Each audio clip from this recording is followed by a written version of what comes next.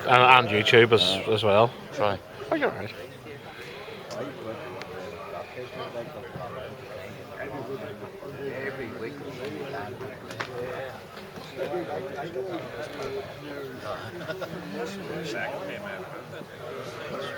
It's going to the Iron Diamond Fund, £170. So I'd like to thank everybody for all their help towards it. So we went towards the top here, we get a lot of photographs taken. Oh, see, you said turn it off. Let's see. Let's see. Check. Close it. Close the door there.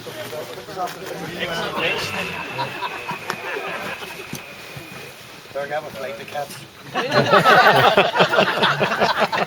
Johnny Archer's from your camera. Do you think they'd notice me at all their goals like this? I'd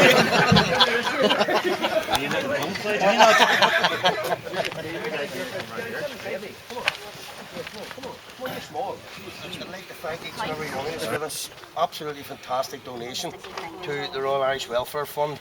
And I feel that I have to sort of give you a wee bit of a background to it. Obviously, like every other regiment, we have a central welfare fund, and it's to aid and assist our soldiers in times of need, particularly those on operations. During the last tour, which Kevin was on, we have a central fund at our RHQ in Belfast, and basically if we have soldiers in need throughout our own battalion, the TA battalion, we would then obviously go to them for help for our soldiers. We decided on the last tour, there's a bit of red tape to get this money, and don't get me wrong, we do get it, but there's a bit of red tape, so we decided, with permission from our command officer, to have our own welfare fund within the battalion. And what we do, if we have a soldier in need, he comes to us, we're able then to give him the money straight away, then we go through the red tape to get the money back. And also, we had quite a lot of our senior NCOs and warrant officers on the last tour were involved in what we call a casualty visiting officer.